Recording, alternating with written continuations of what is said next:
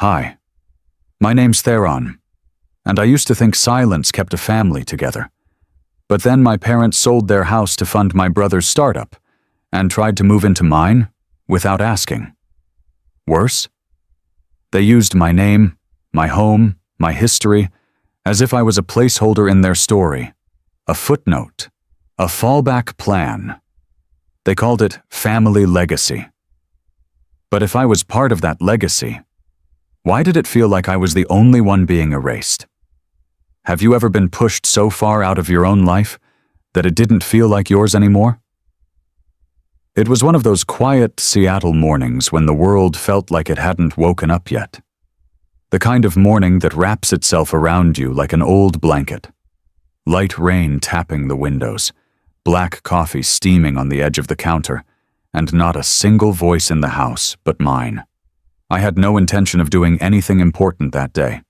Saturdays were sacred for me. A jog around Green Lake, maybe pick up groceries, check in with my friend Albie. That was the plan. But I made the mistake of checking the mail early. There it was, an envelope addressed to Lorraine Greaves, my mother. No return address that stood out, just the crisp corporate print you don't question until you have to. I almost tossed it in the hold for them drawer like usual. But something in my gut told me not this time. I opened it. Just like that. It was a confirmation letter from a bank in Bellevue. Wire transfer finalized. Large amount. From the sale of the family house. Our house. I reread the words again. This time slower. Not a word about me. No copy forwarded to me. No CC. Nothing. They sold the house without telling me. Despite the fact that I lived 25 minutes away, the fact that I'd repaired their porch 2 winters ago by hand, the fact that I'd been the emergency contact on every form since Cassian moved out and forgot how phones work. They didn't think I needed to know. It was like the wind in the room changed. That steady, comforting rain turned into background noise. I stood there, envelope trembling slightly in my fingers, my thumb pressing into the fold so hard it left a dent. That house was the last piece of anything we had left that felt rooted. It wasn't just drywall and cedar siding. I laid the brick for the back garden path myself. I repainted the garage door when Dad got too tired. I paid the lawn service their last year there when Mom insisted, Cassian will get around to it. He never did. And now it was gone. Transferred. Done. I sat at the table, staring at the letter while my coffee went cold. Around 10, the phone rang. I didn't check the caller ID. I knew the voice immediately. Hey, sweetheart, Mom's voice rang out, bright like nothing had changed. Are you around next weekend? We were thinking of coming by for a bit. I didn't say anything. Just for a few weeks, she continued. The house sale went through. Cassian's new business is really kicking off, and we thought, since you have that extra room, it makes sense. It makes sense. I let her keep talking, about how excited she was, how proud she was of Cassian, how she knew I'd understand. I think I gave a few mms and okays out of muscle memory. When the call ended, I didn't move. I just let the weight of it all settle. Albie came by around noon. He had that instinct, like he knew when something was off. Didn't even knock, just walked in with 2 coffees and sat across from me. You look like someone kicked your dog and asked you to say thank you. I handed him the letter. He read it twice, leaned back, and exhaled slow. They didn't even tell you? Damn. They called to say they're moving in, I replied, my voice flatter than I intended. For a bit? He asked. They said weeks. You know how that goes? He shook his head. They've already decided. You're the safety net. Always were. I felt something shift then. Not a snap, not an explosion, just a realization that sunk into my bones. He was right. It wasn't the first time. It wouldn't be the last, unless I made it the last. We sat in silence for a while, the kind that doesn't need to be filled. I stood, walked to the small cabinet in the hallway, opened the bottom drawer, pulled out the signed lease agreement for the studio apartment I'd quietly committed to 3 weeks ago. They had no idea. I'd signed it 3 weeks ago. They had no idea. I stared at the lease again, this time not with quiet pride, but with a sense of grim confirmation. That document wasn't a backup plan anymore. It was an escape hatch, one I now knew I'd need sooner than I'd expected. Still holding the envelope from the bank, I placed it on the counter. The room had cooled since earlier, and the rain had turned steady. I poured another cup of coffee, not because I needed it, but because my hands needed something to do. The machine sputtered, out of rhythm with the kind of morning that no longer felt slow or soft. The phone rang again. Same number. I hesitated, then picked up. "Sweetheart, I was just about to leave you a message," Mom chirped. There was a clatter in the background, like dishes being packed. I waited. "We were talking this morning," she went on, "and we think Friday afternoon works best. We'll head over around 2. It gives us the weekend to settle in and not feel rushed." My grip on the mug tightened. "Settle in?" I asked, forcing the words through a throat that had started to tighten. "Well, just for a little while," she said, dismissive, like I'd asked her to explain the obvious. "Until Cassian gets the business fully operational. You know how these things are. It won't be long. A month or 2, tops." "And you assumed the guest room's still set up?" "Oh, Theron," she laughed. "Of course it is. It's just us for a bit. You have the space. It makes sense, doesn't it?" There it was again. That phrase. It makes sense. She spoke like this was already decided, like we were just aligning calendars, not negotiating boundaries, no discussion, no pause to consider what I might be doing with my life. Just a matter-of-fact relocation. I gave a tight, sure, and hung up. I didn't finish the coffee. I dumped it into the sink and stood staring out the window at the rain that now looked a lot more like a metaphor than weather. Then something clicked. A conversation from 2 weeks ago, one I hadn't thought much about at the time. "What are your winter utilities like?" Mom had asked out of nowhere during a call. "Just curious." I'd chalked it up to small talk. Then there was Dad, fiddling with my router last weekend while pretending to fix the thermostat. "You change your Wi-Fi password again? Can't keep up," he'd grumbled. It hadn't been random at all. They'd been scouting, prepping. My jaw set. I headed to the garage, still barefoot, still in the same sweatshirt from this morning. The recycling bin sat by the wall, lid slightly ajar. A few envelopes stuck out from the top, soggy from a leak near the hinge. And there it was, an official-looking envelope from the city of Seattle addressed to Lorraine Greaves. Not forwarded, not care of. Just sent to this address. My address. I pulled it out and slit it open with my thumb. Inside was a partially completed form. Change of residence notification. Pre-processed. My home listed as the new permanent address for both Lorraine and Eldon Greaves. No request.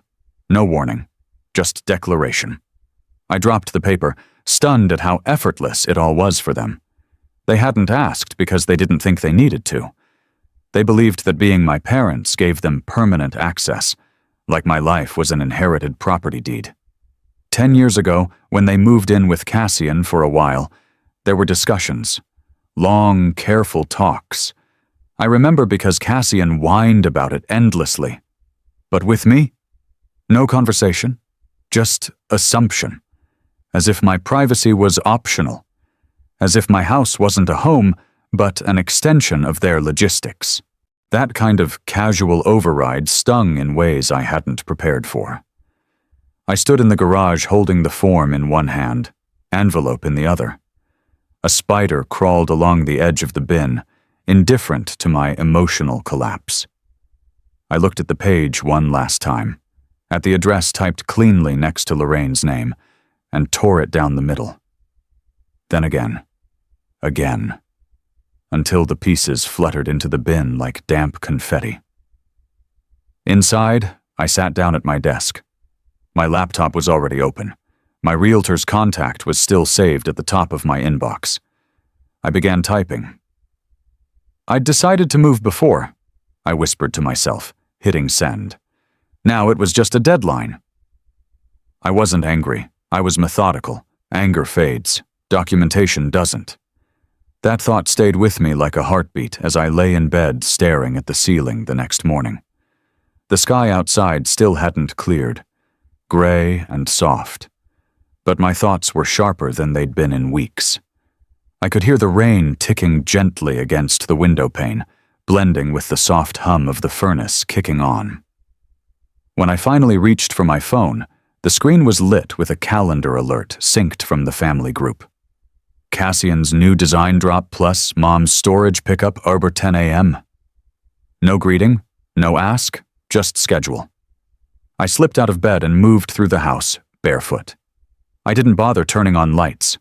I knew the path. Years of habit, of fixing things here before they broke. When I opened the garage, the cold hit me first, then the stillness, and then the gap. The chair was gone. The rocker, my grandfather's rocker, mahogany arms worn smooth from decades of use. I'd moved it from Bellevue myself. Labeled and insured it, even included it in the home inventory. It wasn't just furniture. It was the last thing in this house that hadn't been touched by convenience. I walked to the shelf where the inventory binder was kept. Found the item. Tag still noted, "Condition excellent, family heritage piece, don't move without notice." My jaw clenched. I didn't call Cassian. I called Mom. She picked up after 2 rings, chipper as usual. "Sweetheart, just grabbing coffee, what's up?" "I'm looking at the garage," I said. "The rocker's gone." "Oh," she said, the word stretched out. "Cassian borrowed it, for the showroom. It really ties the space together. He said you wouldn't mind." There it was again. Assumption disguised as diplomacy. She didn't ask. She never did. "It's not a prop," I said flatly. I know, but it's family, right? It's staying in the family." That line. They'd used that same logic when they took my savings to cover Cassian's second failed launch, when they handed over my college fund so he could try again. I didn't argue. I ended the call and put the binder back on the shelf. Around noon, I got in my car.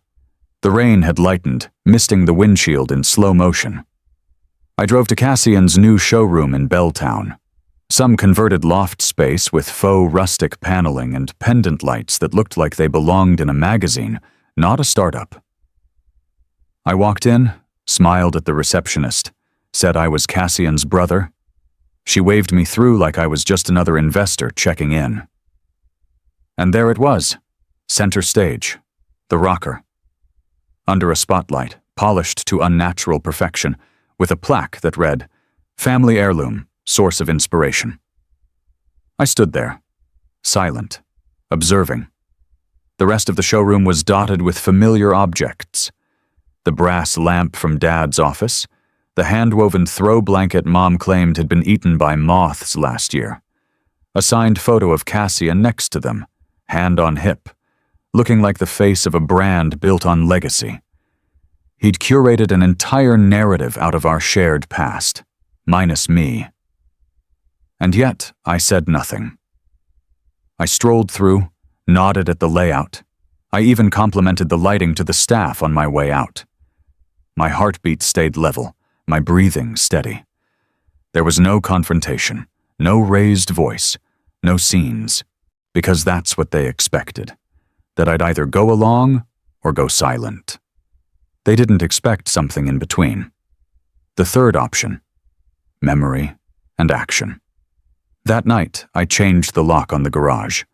Not out of spite, out of necessity.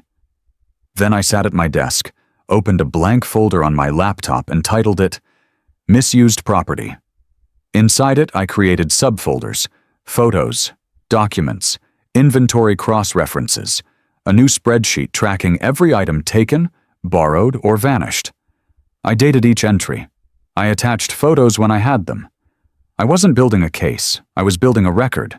The kind of record no one could dismiss with a smile and a, "You're overreacting." Because I wasn't. And even if I was prepared. By the time I went to bed, the file sat on my desktop. Untouched by emotion, backed by fact. I stood where my photo used to be. Funny how forgetting can be framed. It was early evening when I pulled up outside Aunt Harriet's house in West Seattle. The kind of house that always smelled like lemon furniture polish and roast chicken. A place where memories hung heavier than pictures, and the past was served on fine china with cloth napkins. I hadn't planned to come. I told myself I'd just be a quiet observer, maybe stay for a plate and slip out before dessert. But the invitation had come directly from her, with a touch of guilt baked in. "Cassian's pitch win deserves a proper toast," she'd said. "It would mean a lot if you were there too, Theron." As if I was the extra chair they weren't sure would match the table. The front door was open when I arrived. Laughter and clinking glasses carried out onto the porch. I walked in unannounced, like everyone always used to, except this time no one turned to greet me. The dining room was already full. Cassian was at the head of the table, arms spread like he was conducting an orchestra. Mom and Dad sat at either side of him, nodding like backup singers. Harriet fluttered around him like she was hosting a state dinner. I was guided, gently but firmly, to the end of the table. The drafty side, next to a buzzing light bulb that hadn't been changed in months. No name card, no place setting, just a plate someone had set down out of obligation. Dinner moved quickly, the way it always does when one person has all the attention, and the rest are orbiting them. Cassian talked about branding strategy, market disruption, scalable models. He threw around buzzwords like confetti. Mom beamed at every syllable.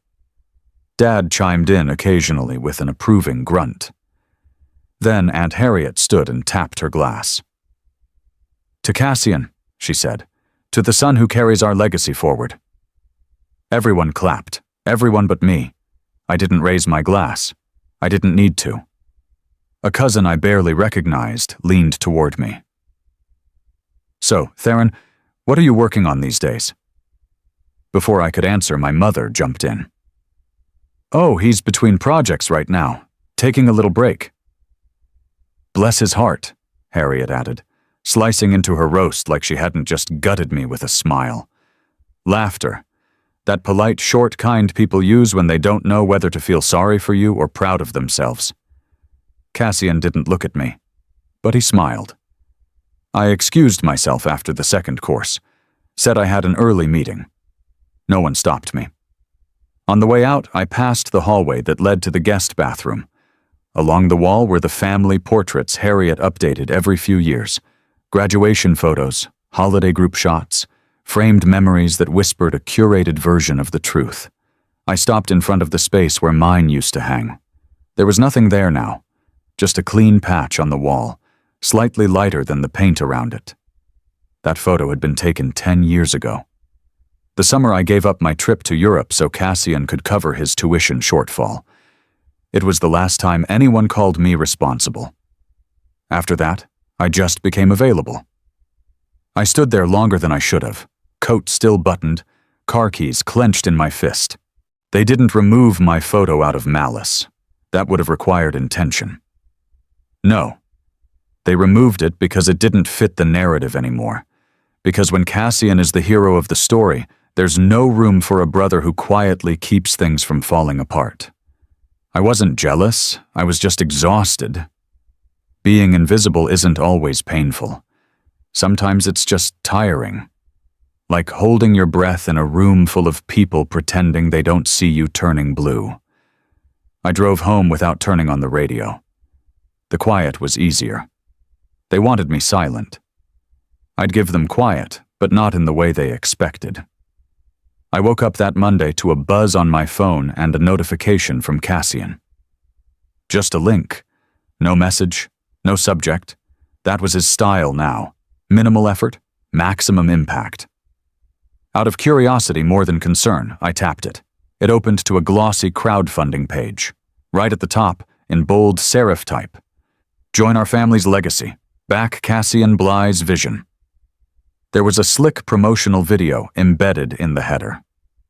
Cassian's voice, smooth as ever, narrating over sepia-toned footage of our childhood home in Bellevue, followed by fast cuts of him in his showroom, him sketching on a whiteboard, him shaking hands with smiling investors.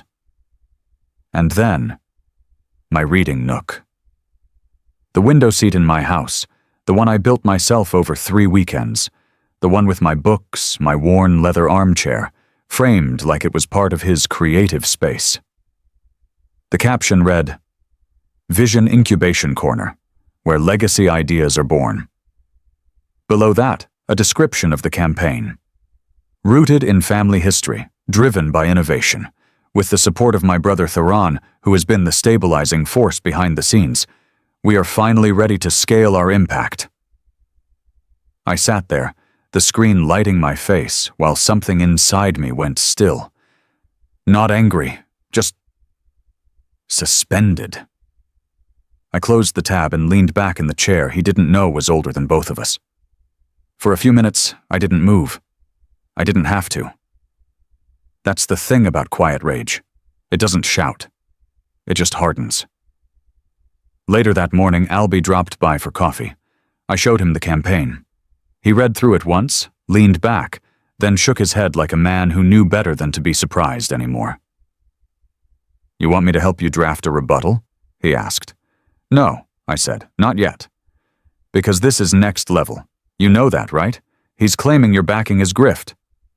If I speak now, I replied, it becomes my job to fix it. Let him build his lie. I'll wait. Albie stared at me for a moment, then nodded. Okay.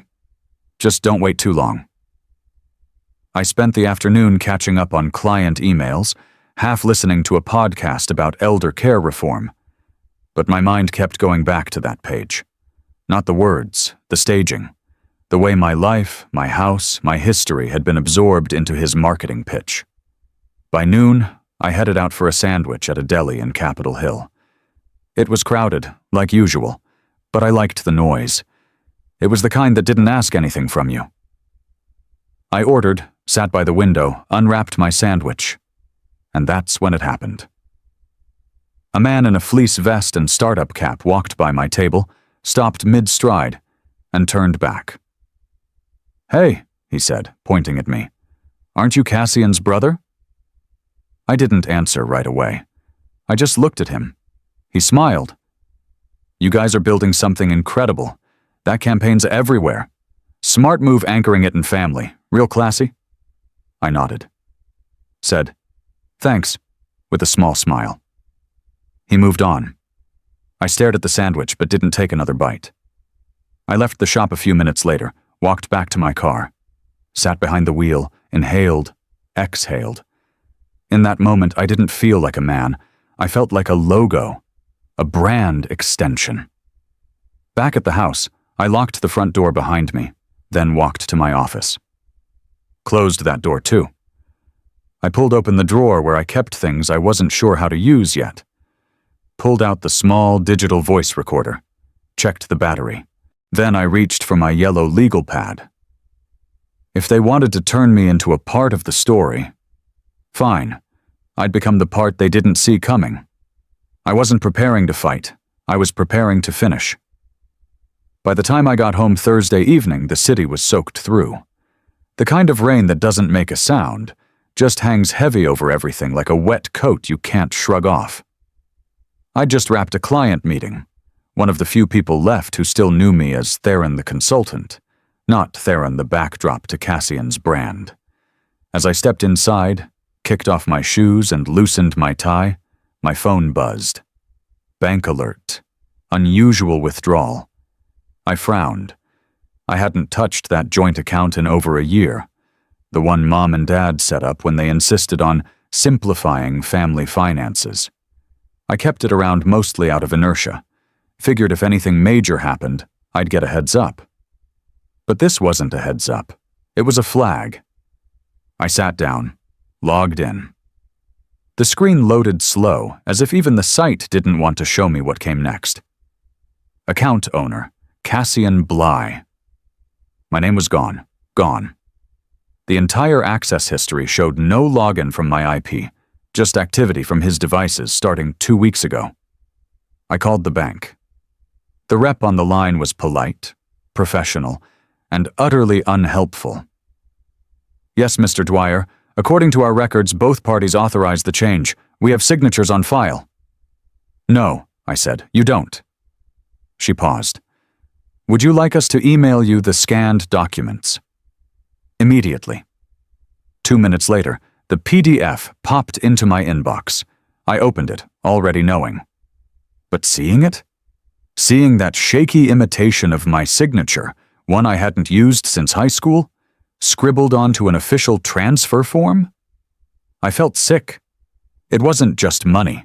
It was erasure. My signature had been forged, my access revoked, my name scrubbed from what little had been tethered to me financially from our family history. It wasn't even the first time. But this time it came with proof.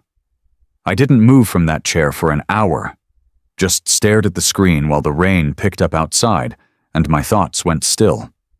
At 7:43 p.m., there was a knock at the door. I opened it to find Cassian, holding a takeout bag in one hand and wearing that usual grin that always made you feel like you'd already lost the argument. Figured you hadn't eaten, he said, walking past me like he owned the place. He unpacked the food at the table like we were roommates. I had a meeting, I said. Right. Big shot. He didn't look up. Heard your name come up in a few places, actually. People are starting to associate us together. Smart of you to stay out of the spotlight. It keeps the mystery alive. He sat down, took a bite, chewed slowly. You know, he said with his mouth full, if this all goes south, which it won't, but if it does, I hope you've got that couch ready. You've always been the fallback plan. I didn't answer. I just stared at him. Not the words, the shape of him, the smugness, the casual assumption. The line had been crossed. That night I didn't sleep. I pulled every financial document I had from my fireproof box in the closet, laid them out on the dining table. Bills, statements, tax returns, copies of wire transfers I hadn't approved. I opened new folders on my laptop and labeled them Trust Erosion, Signature Forgery, Asset Misuse. Each one a slow, deliberate click. I took pictures of everything, backed it up twice. I pulled the lease agreement from my desk drawer and added it to a folder titled Exit Strategy. This wasn't a breakdown. This was architecture. I was building something, not revenge, closure. Because when you strip a man of enough things, his name, his place, his right to exist quietly, you don't get anger, you get resolve. And mine had just settled in. I locked the last file, renamed the folder. Final fuse. Then I uploaded it to a secure drive and shut off the lights. He used my name to build his kingdom. I was ready to burn the blueprints. It was late afternoon when the email from the HOA landed. I was wiping down the counter after lunch, trying to keep my hands busy, trying not to overthink what I'd discovered in the bank records earlier that week. The subject line was routine. Registry confirmation, business filing update. I opened it half out of habit. The first line read, Confirmation of registered business listing at your property, Cassian Bly Consulting LLC. I blinked, then read it again. They had accepted his filing. Under my roof, under my name. I opened the document attached. There it was. The city record, clean and official, showing my home address as the business HQ. And in the scanned upload section, a letter of authorization, supposedly signed by me, giving permission for Cassian to use my home as his commercial base. Except I never wrote it. I knew my own signature. This was clumsy. It looked like someone had copied my name off a birthday card and hoped no one noticed the tilt in the T. My stomach turned. Not out of shock. That emotion had come and gone. This was deeper. Something colder. Like watching your own name being used in a crime you didn't commit. I logged into the city's public records portal to double-check. The form had been submitted 9 days ago. No contact, no heads up. Just assumed ownership, claimed identity. This house wasn't just invaded. It was hijacked. I sat at the kitchen table in the silence of my own home and felt, for the first time, like a guest in it. Not 20 minutes later, there was a knock at the door. Mrs. Vogel, my neighbor from across the street, stood there in her old Seahawks sweatshirt and slippers, holding a manila envelope. "I thought you'd want to see this," she said without preamble. She handed it over and pointed to the top photo. "Security cam caught this Tuesday morning." It was a still image of Cassian, standing on my front lawn with 3 men in blazers. He had his hand extended, gesturing toward my porch like a tour guide. Flip to the next image, him pointing at the back deck.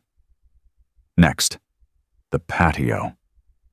Then, the kicker, Cassian smiling, shaking one of the men's hands while the other 2 looked up towards the house, one of them seemingly staring straight at my bedroom window. He was giving a tour of my house, to strangers, for business.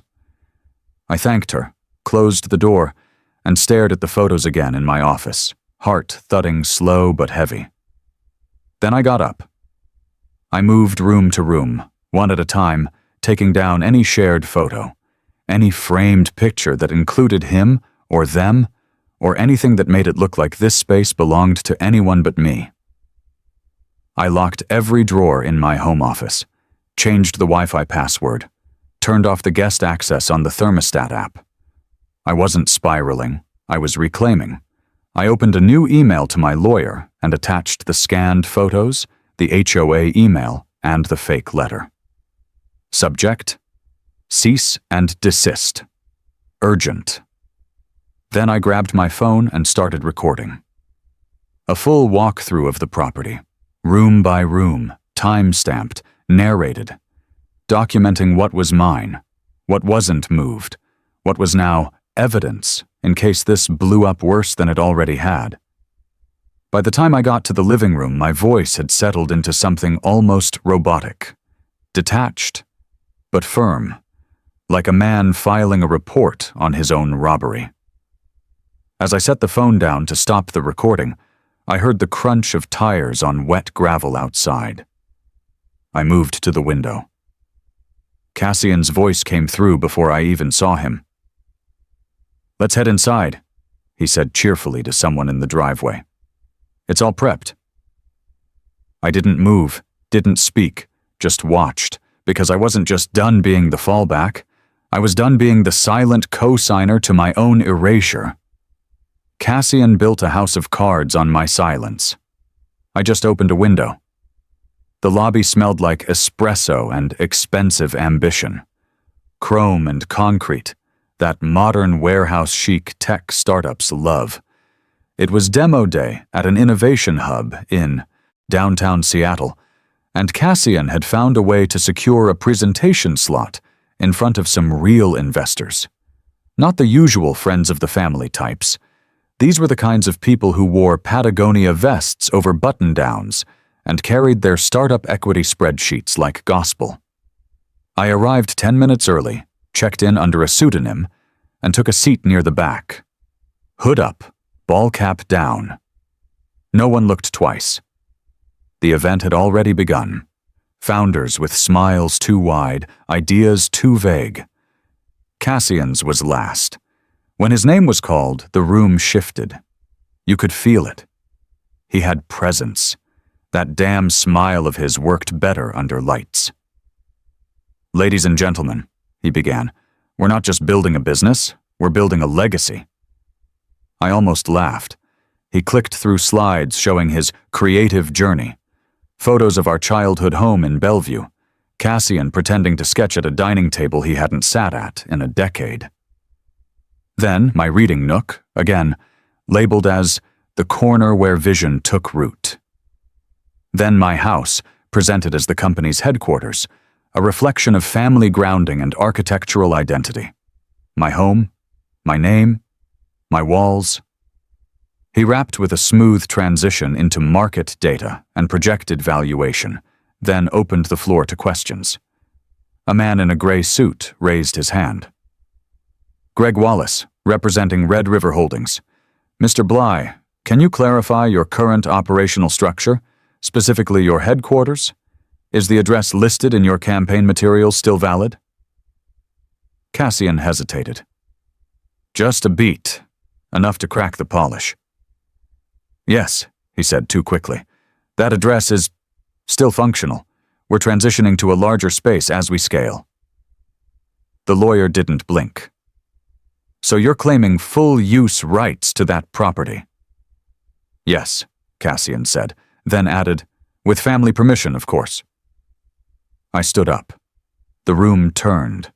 I walked down the aisle like I was just another curious audience member, until someone near the front realized who I was. Cassian's eyes locked on me. I stepped up to the mic. "My name is Theron Dwyer. I live at that address." A few heads turned, some murmurs. I reached into my jacket and pulled out a voice recorder. Pressed play. Cassian's voice filled the room. Casual, cocky, unmistakably him. "My brother's house? He's too soft to stop me. It's already in the pitch deck.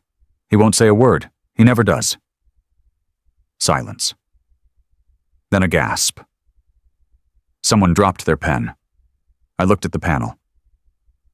"That statement was recorded 8 days ago," I said. "Without my knowledge or permission, my residence has been used to solicit investor funds. My signature has been forged. My property misrepresented." The lawyer who had asked the question stood up, turned to the panel, and said, "I have a flash drive to corroborate this." They plugged it in. The big screens behind Cassian's head flickered from his polished branding materials to legal documents. The cease and desist letter, the fake signature side by side with my real one, time-stamped surveillance stills from my neighbor's cam. No one clapped. But no one blinked either. Cassian stood frozen at the podium, mouth slightly open, like he hadn't yet decided which role to play, offended genius or misunderstood brother. I didn't give him time to choose. I left. As I walked toward the lobby, someone shouted behind me, "Security is speaking with Mr. Bly." I didn't stop walking. I didn't need to, because the moment wasn't about him anymore. It was about every quiet time I'd been told to understand, to be patient, to take the hit for the sake of family. And for once, the story wasn't his. It was mine. Inside was something I never thought I'd see again, in her handwriting. But before that moment, before Albie showed up at my garage with that envelope, the day had already started twisting in strange, surreal ways. Sunday mornings were usually quiet. That morning wasn't. My phone lit up before I even made it to the kitchen. Notifications stacked like bricks. Texts, emails, mentions. The clip had gone viral. Someone at the event had filmed the entire thing. Cassian's pitch, my interruption, the audio, the still frame of his stunned face. The headline read, "Brother outs startup star in stunning demo day collapse." I poured a cup of coffee, black and bitter, then sat at the kitchen table, scrolling. One blog called me the silent brother who sank the ship. Another speculated on our childhood, labeling me the overlooked son with receipts. Reddit threads popped up debating the ethics. Some folks praised me. Others asked why I'd stayed quiet so long. Everyone had an opinion, but the one that mattered came an hour later. The screen lit up again. "Mom." I let it ring once, twice, then picked up. "Theron," she started, tone tight but polite. "You blindsided your brother." My jaw tensed. "You humiliated him in front of people who could have changed his life."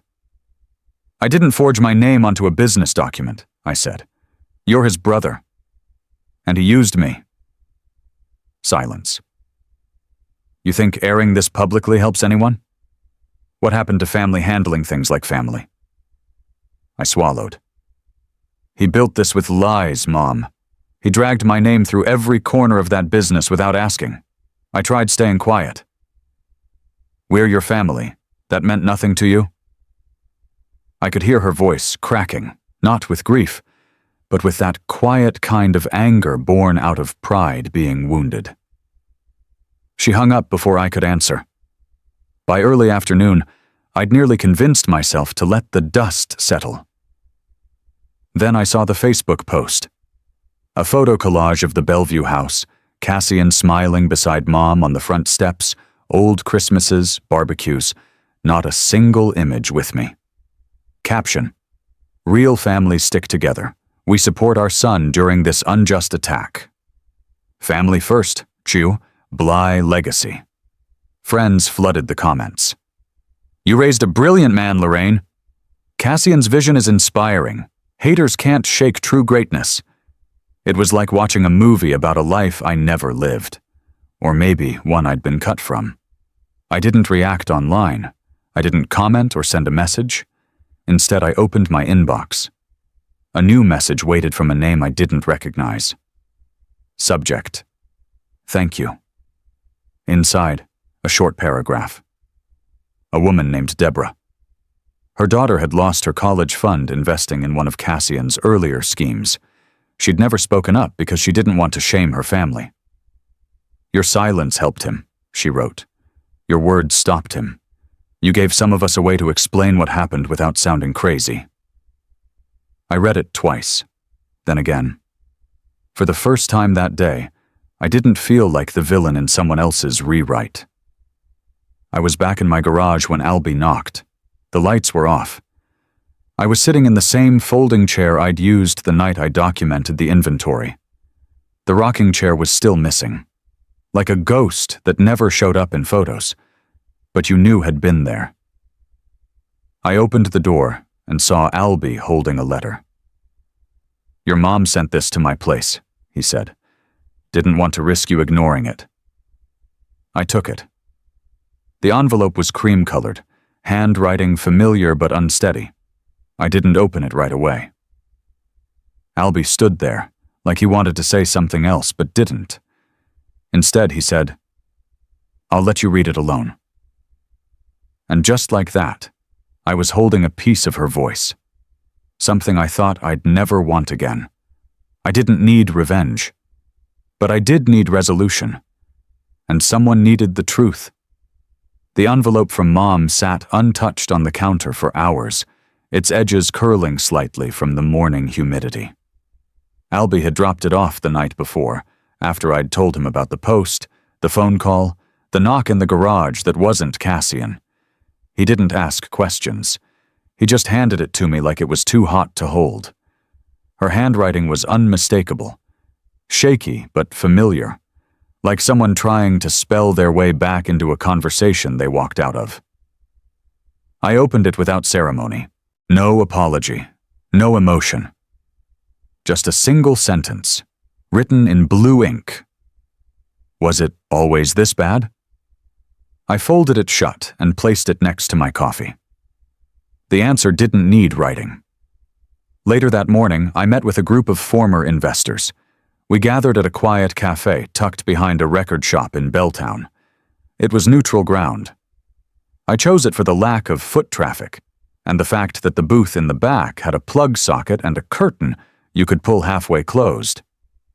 There were 5 of them. Middle-aged, worn, but still sharp. All of them had lost something to Cassian: money, time, pride. One man with a salt and pepper beard spoke first. "My daughter got into Stanford. We were going to help her with tuition." Now? He shook his head. We're applying for grants like we're begging. Another nodded, adding, he told us his brother backed him, said he had family equity, that your name was on the paperwork. I looked down. It wasn't. He forged my name, my house, my history. A woman across from me wiped at her eye quickly.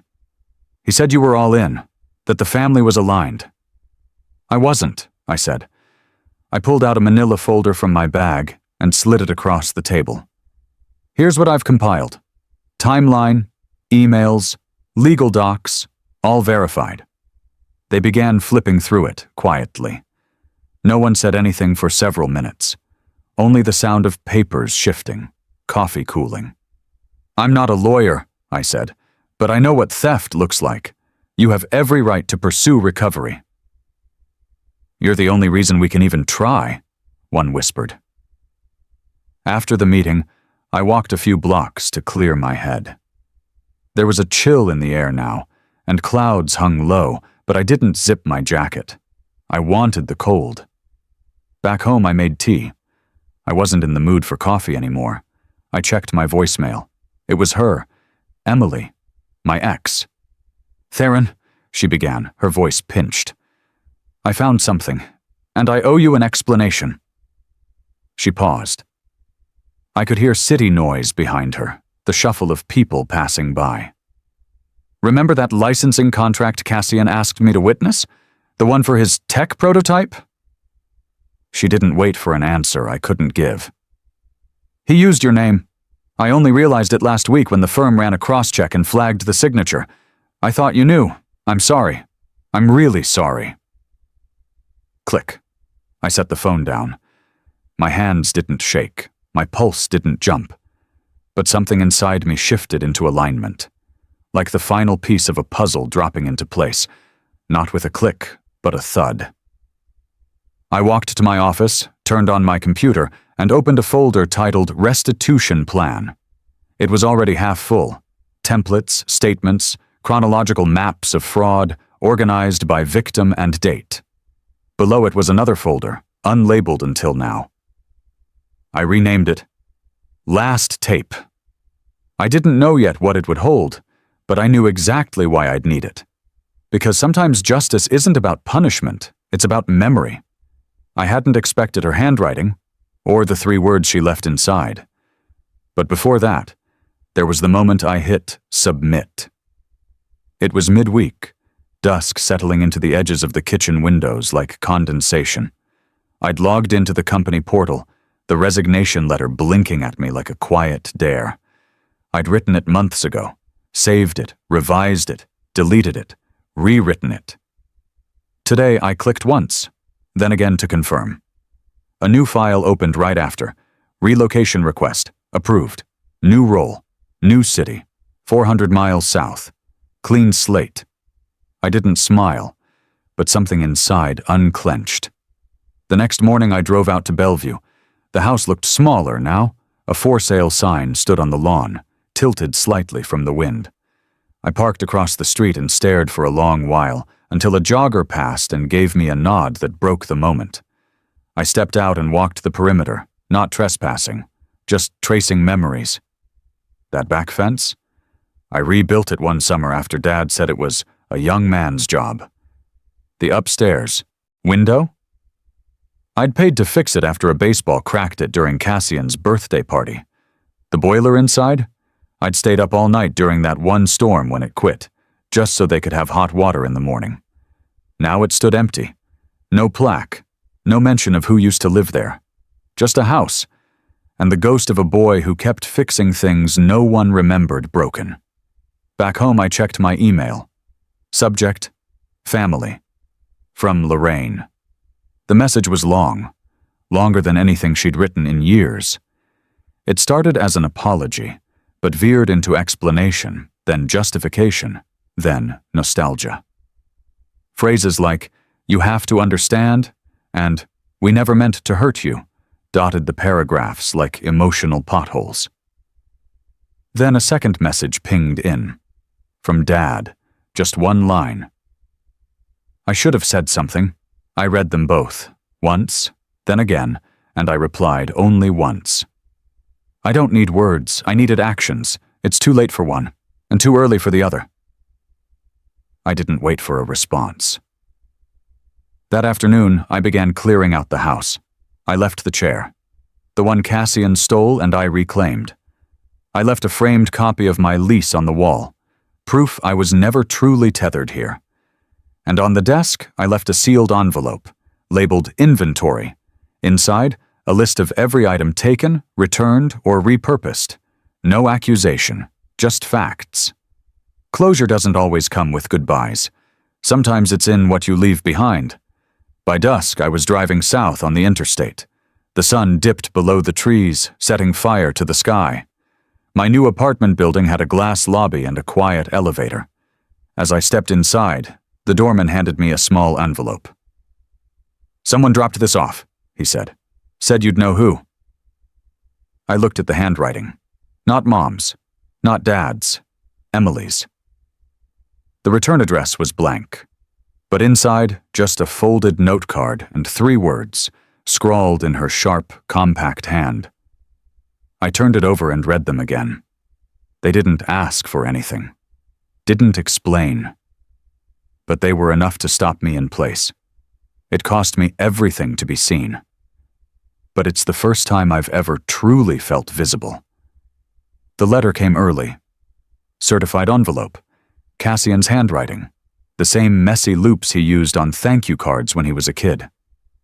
I stared at it for a while before slicing it open.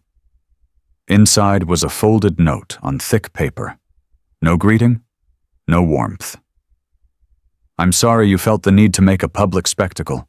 You always did love drama more than family. But I suppose we both know the real problem was never me. You were always afraid to be second, even in silence. And that chair? It was gifted to me in spirit. You're just holding on to something that was never yours." There was no signature, just a smudge of what I hoped was ink. I didn't respond. Instead, I walked to my printer, opened the document I'd been refining for months. 10 years of debt and silence. I hit print. Page after page rolled out. Every transfer, every mortgage payment, every debt quietly absorbed in the name of keeping peace. Line items with dates, attachments with names. I highlighted in yellow each instance where I was written out of my own contribution. At the end, I typed one last line. "This is not revenge. This is the receipt." That afternoon, I packed a box. Inside, the rocking chair, restored, polished, and wrapped in the same quilt Mom had once told me was too worn to keep. I added the printed document. On top, a post-it. "You always said Cassian was the future. I'll let him carry it now." I drove it to their last known address, a rented house in an aging cul-de-sac, miles from the city. No cars in the driveway. A cracked garden gnome stood near the porch. I set the box down, rang the bell, and walked away. That night, I changed every password, from bank accounts to the thermostat login he once asked me for. I closed joint utilities, filed reports with property records, flagged misused IPs, and uploaded copies of all materials to a secure public drop under an anonymous submission. Then I made one final call. A journalist at the Seattle Chronicle. I didn't give my name, just the truth. Verified docs, legal filings, photos, all attached. 2 days later, the article broke. The house that funded a lie, how one startup was built on borrowed trust. I didn't check the comments. I didn't need to. I made coffee in my new kitchen. The beans were local, the mug was mine, and the counter caught the morning light in just the right way. There were no dishes in the sink, no photos on the fridge of people who had forgotten me, no missed calls, no texts, no shadows, just stillness. A stillness that didn't ask for permission. A stillness I'd earned. Some lessons in life don't come with fireworks or closure. Sometimes they arrive in the quiet after a storm, in a clean kitchen, an unopened message, or a chair left behind on purpose. If there's anything I've learned, it's this. Being the quiet one doesn't mean you don't have a voice. It means you're waiting for the right time to use it. And when you do, not to destroy, but to reclaim, the silence afterward is no longer loneliness. It's peace. I don't share this story for pity. I share it for the ones still swallowing resentment at dinner tables, still being rewritten in someone else's narrative. You are not invisible. You were never invisible. So now I ask you, have you ever been the one left out of your own story? Have you ever chosen silence to keep the peace, only to realize the cost? Drop a comment below. Tell me where you're watching from. And if this story struck a chord, type 1. Let's build a space where people like us feel seen. And if this video made you feel something, hope, hurt, healing, hit that subscribe button. I've got more stories to tell. Ones that remind us we're not alone. Because in the end, every quiet voice deserves its moment to be heard.